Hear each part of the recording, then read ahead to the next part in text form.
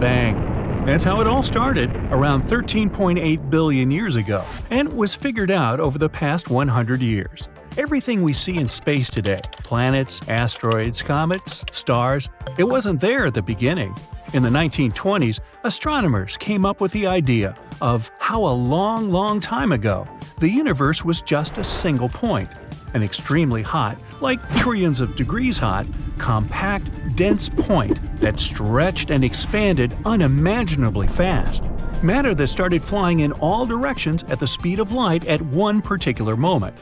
The Big Bang was complete chaos, with teeny-tiny particles that were mixed with energy and light. Yes, a total mess, but still, in the first minute after the Big Bang, the base for everything that would later appear was almost finished. It was hot only during this huge blast. As soon as the expansion started, the universe began to cool down, similar to when gas cools when you spray it from an aerosol can. During that process, part of the energy kind of froze out, just like the water freezes into ice. Here, pure energy got frozen and solidified into matter. 1 minute after the bang, the cooling thing was still going on, extremely fast and literally everywhere at once, since the universe really doesn't have edges. It wasn't just a compact dot anymore. The base for further expansion and all that's coming was being formed. Remember those tiny particles from that first boom stage of the universe? They started grouping together, which formed atoms of helium and hydrogen. It took about 3 minutes for most of the helium and all of the hydrogen in space to be made. These two are the most common elements and the basic materials that later formed the first galaxies and stars. Just because the base wasn't finished doesn't mean the creation of the universe stopped after those first couple of minutes. True, after that, no new elements were created for millions of years, which is why the initial version of the universe was entirely helium, hydrogen, and energy. But eventually, atoms began to slowly group together, which, after lots and lots of time, caused the creation of galaxies and stars. Clouds of helium and hydrogen grouped and turned into stars that had gravitational forces. Our Sun is also made of 3/4 hydrogen, while the rest is helium. 1/4? Yeah. At later stages, some other, heavier elements started to show up too, such as carbon, iron, oxygen, and so on. It wasn't all about chemical processes where new elements, stars, or planets kept coming. The whole universe has been expanding ever since the Big Bang. Researchers realized other galaxies are kind of moving away from ours. Guys, you need to stop doing that. How will we discover alien life out there if you keep running away all the time? And not just that. The farthest galaxies are actually moving quicker than the ones closer to our galaxy, the Milky Way. The universe is fabulous, unknown, mysterious, scary, and completely silent. Imagine yourself floating in your spacesuit somewhere above Earth.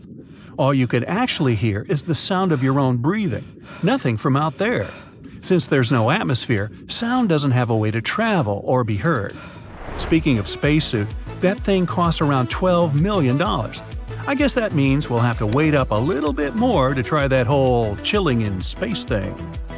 Mercury is the closest planet to the Sun, so you might think it's the hottest one too. And yet, Venus actually takes the title of the hottest planet in our solar system, with the surface baked by a temperature of 840 degrees Fahrenheit. Fair enough. Mercury doesn't have an atmosphere, which is in charge of regulating temperature, so it loses the race for the title of the hottie of the solar system. Venus also has pretty long days. Just one takes around 243 Earth days. Now that comes in handy for those people with pretty long to-do lists, who like to take it easy and slow. However, Venus orbits the Sun in 225 Earth days, which means 1 year there lasts 18 days less than a Venus day. You can have 2 birthdays in 1 day then? Well, 2 birthdays in a day could be one of the good sides, but the downside is that on Venus, it rains sulfuric acid and snows metal. Not so fun anymore, huh? The Earth is cool itself. Being 4.5 billion years old and the only known planet that supports life, it also has more trees than there are stars in the Milky Way. 3 trillion, while there are only 100 to 400 billion stars. We may have counted trees, but still, so little do we know about our ocean. Only 5% of it is explored, so we know less about it than about Mars or the Moon, whose surfaces have been fully mapped.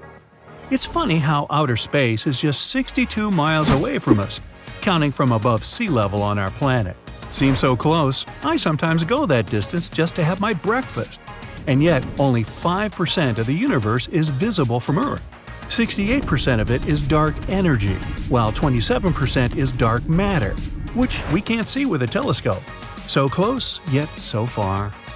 We will always see the same side of the Moon no matter where we are on Earth. The Moon rotates on its axis at the same speed it orbits the Earth. This is called synchronous rotation. Sunsets on Mars are blue. That happens because the fine dust on the red planet has the size perfect for blue light to efficiently penetrate the atmosphere of Mars. So the blue light scatters, after which it stays closer to the direction the sun goes, unlike the light of other colors. The universe is full of wonders, and one of them is a planet made of diamonds. Yay! It's twice bigger than the Earth, and scientists believe it's mostly covered in diamond and graphite. Now to get there, you might probably need that $12 million spacesuit, together with a really expensive ship. But if, and that's the key word here, you manage to go there and back, you may even easily pay it off. Scientists also have some predictions as to the end of everything. Oh boy, ready for this? At its early stages, the whole universe was dense and compact, so it was really thick. But after around 400,000 years, it kept expanding, which made it more transparent. All of this encouraged releasing light we know today as the cosmic microwave background, or CMB. It's like if you turn your TV on an empty channel and switch off the cable, you'll see the static black and white dots moving on your screen. There's something like the CMB, and also an afterglow of all that energy that was released during the Big Bang. CMB is still here. Astronomers can see it through the microwave telescope. Expanding never actually stopped. The universe is still spreading every second at an unbelievable speed, causing all the objects in space to move away from each other all the time. How repelling. We know it because the sun from other galaxies appears redder than it's supposed to be. This is called redshift, and it happens when the source of light moves further from the one who's observing it. Then there's gravity. It attracts all objects in the universe to each other, which is the reason why planets keep orbiting the sun, or why our solar system orbits the center of the Milky Way. It's why we stay on the ground, while in space we'd float since there's no gravity up there. Having all this in mind, scientists got the idea that one day the universe will simply take the opposite direction and start shrinking back, which will be known as the Big Crunch. Whether this really happens depends on the type of our universe. If it's open, it'll keep expanding and nothing will ever stop it. But over time, as it's stretching, the density will become so low, galaxies won't be able to form new stars, and the existing ones will fade away. When space loses all the light and heat, life won't be possible. The universe will just remain as a cold beyond, which will keep spreading thinly into endless darkness. And then, Big Crunch or not, bang! It all disappears. Hey, good thing we have billions of years ahead of us, huh? Well, maybe you. I won't be around then. I'm going to retire. Boom! It was an epic space explosion that made scientists' hair stand on end when they discovered it in February 2020.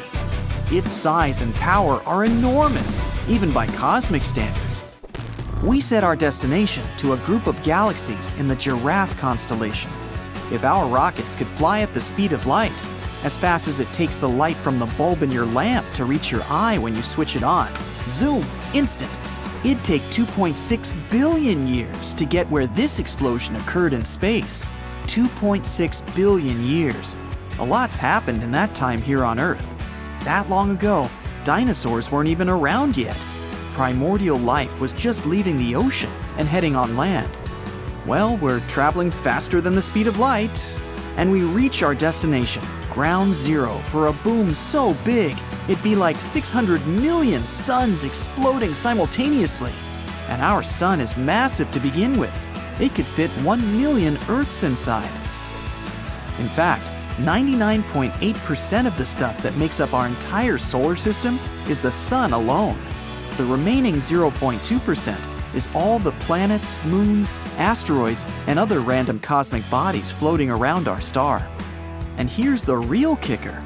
This burst lasted 100 million years. That's from today's digital world with smartphones and self-driving cars, all the way back to dinosaur times. So what set off this space boom of epic proportions? A black hole. What else? This monster swallowed so much substance that it choked and shot out a bunch of plasma beams. They cut through space and formed a cosmic wasteland all around the site. It was thought to be the biggest explosion in the universe. But sooner or later, every record gets broken. We head to another galaxy cluster. This one, dubbed Ophiuchus. An explosion thundered in it 5 times more powerful than the one in the Giraffe. It was so big, you could easily line 15 Milky Ways across its blast area. Mind you, our galaxy is over 100,000 light years across and home to 200 billion stars. Yeah, whoa is right. It was the largest space blast since the Big Bang that started it all 13.8 billion years ago. So what was the source of this blast? To answer that, we'll need a simple analogy. Just like on Earth, space sort of has its own megacities. These New Yorks and Tokyos of the cosmos are massive. And that word doesn't even do it justice, but I tried. They're officially called superclusters of galaxies. At the center of the most mega huge ones, you'll find a supermassive black hole. Now, scientists still don't know much about them, but the theory goes that they're essentially a whole bunch of stuff, or matter, that gets squeezed into a teeny tiny point that can't even be measured because it's infinitely small. Yeah, complicated stuff. Think of it this way. It'd be like taking the entire Earth and shrinking it down to the size of a grain of rice. That grain of rice would still weigh the same as the planet. All that stuff would just be really squished together. So more matter equals more gravity, meaning a black hole's pull is unescapably strong. Not even light can get past it, hence the whole black part of its name. Funny thing is, we can't even see them with our eyes. Black holes don't glow or reflect light. They just swallow it up like spaghetti. Ugh, makes me hungry just thinking about it. But back to epic space things that go boom. A supermassive black hole exploded in this Ophiuchus supercluster of galaxies. This monster stopped pulling in everything around it like black holes usually do. Quite the opposite. It started spewing stuff out. A colossal stream of plasma ripped through space almost at the speed of light and broke through a bubble 1.5 million light years across. Every thousandth of a second, it was like 20 billion megatons of TNT went off, and it continued doing that for 240 million years. But now, I draw your attention to the heavyweight of the Milky Way. It's the toughest guy in the galaxy, a supermassive black hole called Sagittarius A-star. The mass of this beast is 4 million times that of the Sun. And you'll like this, it's only 25,000 light years from our home planet. In space terms, this thing is pretty much like our neighbor 2 houses down the street. Wait, don't worry, no need to pack up and move. Our neighbor has given up his old business of shooting hot jets into space. But in 2019, he did make astronomers' hearts skip a beat. Near this Sagittarius A-star, they noticed a flash that was 75 times higher than normal. Their theories: 1. The hole swallowed up part of a star that found itself wandering way too close for comfort. Or 2. A gas cloud crashed into it. After a 14-hour spike in activity, Sagittarius A-star finally calmed down. Phew! But in the past, this giant was quick-tempered and knew how to light space up. 3.5 million years ago, our very ancient ancestors, as in they weren't technically human yet, were already walking across Africa. innocently unaware of a cataclysm happening far off in the sky above them. It looked like a beacon that suddenly turned on and shot out two cone-shaped beams. The whole thing was triggered by a hydrogen cloud 100,000 times more massive than the Sun. It came too close, and Sagittarius A star reacted. Those jets of plasma cut through space for 200,000 light years. They didn't stop for another 300,000 years. That's the snap of a finger on the cosmic scale, but astronomers still find traces of that boom even today. Neutron stars also know how to set off some fierce fireworks. They appear after giant stars run out of fuel and collapse in on themselves. Imagine the entire sun getting squished down into the size of a small city. Yep, that makes neutron stars incredibly dense and heavy. 1 teaspoon of their matter weighs around 10 million tons. They spin extremely fast, hundreds of full rotations a second. And for some of them, they shoot out energy beams from the poles, making it look like a cosmic lighthouse. One of the most interesting neutron stars is in the constellation Sagittarius. Like black holes, it has powerful gravity and pulls in tons of matter. This all collects in a massive rotating disk. This particular one was powered by hydrogen from a nearby star. It gulped up its neighbor, taking in so much matter that it started heating up. The result? A gigantic fireball launched from its surface. Astronomers witnessed this on August 20th, 2019. They saw a 20-second flash that lit up space. It was the brightest burst NASA has ever seen. The star spent more energy on it than the sun produces in over a week. But of course, nothing beats the biggest boom of them all, the one that brought life to our entire universe, according to the most popular theory. But first, a little backstory. Scientists say only 5% of the universe is stars, planets, asteroids, comets, dust clouds, you, me, your chinchilla, all life, basically all the stuff you can see with your own eyes. So what can the remaining 95% be? The mysterious and dubious sounding dark energy and dark matter. In simple terms, they're like the yin and yang of space. Dark matter makes things attract to each other with gravity. It's the glue of our universe, keeping everything together. Dark energy does the opposite. It makes things repel and grow further apart. So the theory goes. And weirdly enough, dark energy makes things grow further apart the farther they are from each other. Scientists can even see this for themselves. The more distant a galaxy is, the more quickly it's moving away from Earth.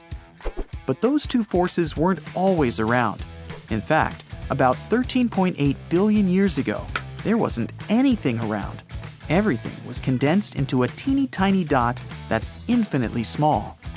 Sound familiar? Yep, this mysterious, forever shrinking point is also in the center of black holes, and it's called a singularity. It's where all our fancy science and math breaks down. It's the most puzzling thing out there. But one day, that incredibly dense and hot point started to expand in all directions, and it grew faster than the speed of light, doubling its size 100 times within a fraction of a second. If you want the specifics, it was 100th of a billionth of a trillionth of a second. Yeah. The more time passed, the faster and bigger it grew, and it's been expanding since, like blowing up a balloon that never pops. Scientists called this expansion the Big Bang. Now, it's been a long time since there was a supernova in the Milky Way. Over 400 years to be precise. So hey, we're long overdue. So here are the most likely stars to go boom, if they haven't already. At the top of the list must be the Southern Hemisphere star Eta Carinae. Greek letters before the name of the constellation indicate the rank of the star's brightness in that constellation. Sir Edmund Halley, in 1677, recorded Eta Carinae as the seventh brightest star in the constellation Carina, Eta being the seventh letter in the Greek alphabet. It might not have looked very bright to Sir Edmund and his contemporaries in the 17th century. But modern studies of Eta Carinae estimate it's 5 million times more luminous than our Sun. Luminous is a technical word astronomers use. It doesn't just mean brightness. Luminosity refers to the total energy released at all frequencies. Eta Carinae releases 5 million times more energy than the Sun. Truly one of the whoppers of the Milky Way, Eta Carinae is 100 times more massive and 240 times larger than our yellow-white dwarf sun, Sol. Obviously, since it appears dim, Eta Carinae is pretty far away, about 7,500 light-years away. Yet even at this distance, if this star goes hypernova, it can still impact Earth's ozone layer, disrupt satellite communications, and harm astronauts. 159 years after Halley's observation, Eta Carinae experienced a nova-like explosion. It increased from a relatively dim star to become the second brightest star visible from Earth, but only for a period of 27 years. From 1836 until 1863, Eta Carinae was the second brightest visible star after Sirius, the dog star, and Sirius is only about 8 light-years away. Since 1863, aside from a couple of flare-ups, Eta Carinae has dimmed back down to its original brightness at magnitude 4.5. Now, astronomers owe us a small apology, which we don't expect to get anytime soon, for star magnitude nomenclature. The brighter a star is, or planet, or moon, the lower its magnitude. Thus, stars brighter than first magnitude are either zero magnitude or negative magnitude. The full moon, for example, is magnitude negative 13. A magnitude positive 4.5 star, like Eta Carinae, is quite dim as seen from Earth, but it's clearly visible in a night sky without light pollution or clouds if you live anywhere south of the latitude of Cairo, Egypt. 30 degrees north latitude is the farthest north you can see this star. Now, listen up. Eta Carinae is currently up to something. It's been brightening again and is now brighter than at any time since 1864. It's a complex situation. Eta Carinae is really two stars, Eta Carinae A and Eta Carinae, what's your guess? Oh, B. There's a third star nearby that's also interacting with the double star's dynamics. Now, without looking, I'm guessing it's named Eta Carinae C. Good guess. Blown out into two incredibly massive globes of gas that are expanding at 20 million miles per hour, Eta Carinae is, without a doubt, one of the strangest looking stars you'll ever see. Remember, it's located at a great distance of 7,500 light-years away from us. And if anything had happened to Eta Carinae in the last 7,500 years, like going hypernova, we wouldn't be able to see it, because none of Eta Carinae's electromagnetic radiation would have gotten here yet. Astronomers are keeping a close watch on Eta Carinae because it can go hypernova at any time. Or maybe it already did 5,000 years ago, in which case we'd only have to wait another 2,500 years to see it. Yeah, like I'll put it in my planner. Now, from a list of over 30 likely candidate stars that might go supernova, Rho Cassiopeiae is many astronomers' choice. Another Greek letter, Rho, is the 17th letter in the Greek alphabet. It means that Rho Cassiopeiae is the star with the 17th brightest apparent magnitude in the constellation Cassiopeia. Yet Rho Cass, a nickname, is only one of 7 known yellow hypergiant stars in the Milky Way. It's another whopper. To be seen at magnitude 4.5 from a distance of about 10,000 light-years away, Rho Cass must be a very large star, a hypergiant. Placed where the Sun is, Rho Cass would encompass the orbit of Mars. But it's still yellow. It's not a red giant star. Red indicates a cooler surface temperature. Rho Cass, as huge as it is still as hot on its surface as our Sun, or even a little hotter. That can only mean two things. Deep inside its core, Rho Cass is fusing atoms much heavier than hydrogen or helium. Plus, Rho Cass is producing much more energy than a red giant star. In the year 2000, Rho Cass erupted massively. It brightened by 2 orders of magnitude as it ejected 10,000 times the mass of Earth into space at 4 times the speed of sound. Astronomers detected the signature of titanium oxide in this eruption. This means that Rho Cass is much closer to going supernova, or in this particular case, hypernova, than astronomers used to assume. Iron is just a few steps above titanium in the periodic table. and when iron forms, fusion stops and a star collapses. Rho Cass is really close, or more correctly, was really close, because the eruption we saw in the year 2000 really happened 10,000 years before.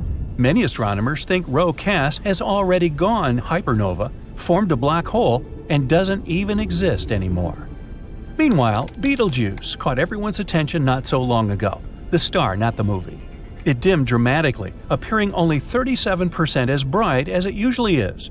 Is it getting ready to go supernova? Betelgeuse is by far the brightest star in the whole sky, in infrared light. This is an important fact because it relates to Betelgeuse's status as a supernova candidate, as we shall soon see. Betelgeuse is also named Alpha Orionis, another Greek letter designation. So we should conclude that Betelgeuse is the brightest star in Orion, right? Wrong. It's the second brightest star in its constellation. Rigel, or Beta Orionis, is the brightest one in that region. Figure that one out.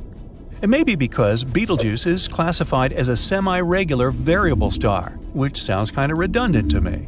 Its approximately 400-day cycle of pulsation changes its brightness by about one full magnitude, going from much brighter than a first magnitude star to closer to a second magnitude star. But never was Betelgeuse observed to dim so rapidly or so drastically as it did recently. So what's going on with it? Well, from late 2019 to mid-2020, Betelgeuse went through a period of substantial dimming during a mass ejection event. The world astronomy community jumped on the situation, and in the course of their investigations, they came up with some surprising new factual data on Betelgeuse. First, Betelgeuse is not as far away as we once thought. The new, more accurate distance for Betelgeuse is 548 light-years. That's 25% closer than previously measured. The second new fact, Betelgeuse's diameter has been reduced by the same percentage. The star is now known to be 25% smaller than previously believed. The cause of Betelgeuse's dramatic dimming was also determined. The giant star ejected a cloud of gas that contained magnesium. The cloud blocked a large portion of the light coming from Betelgeuse and made it appear visually much dimmer than it really was. Magnesium is not halfway to iron on the periodic table, which means Betelgeuse is not as far along on the path to a supernova as was suspected previously. When iron starts forming in the star, it means that this star is close to shutting down its fusion reactions. The next step is implosion. We aren't quite there yet with Betelgeuse. This star emits most of its energy as infrared light, and it also indicates that its core is most probably still burning helium, and not something that would greatly increase the amount of heat, like carbon for instance. Betelgeuse will still go supernova, but not for another 100,000 years. So you can cross it off your supernova list for the time being.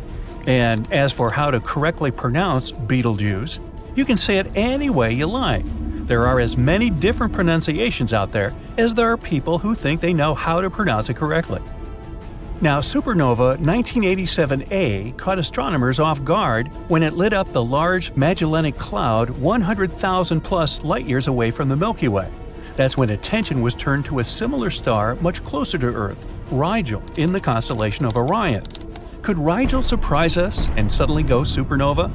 There's something called the supernova problem that you should, probably know about because it may relate to Rigel going supernova or not. It seems that stars over 17 solar masses don't always go supernova. Recently, a red giant star simply vanished. Once again, it didn't go supernova, it disappeared. This had often been happening in computer simulations of supernovae, and now it finally occurred in real life. Rigel's mass is 21 solar masses. In other words, it's 21 times more massive than our Sun. So, will Rigel go supernova or simply vanish into a black hole that it'll create in its core?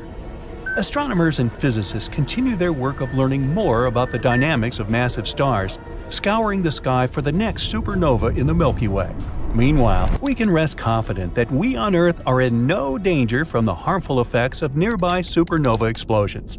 We live in a nice, quiet, peaceful, stellar neighborhood, except for those Martians next door.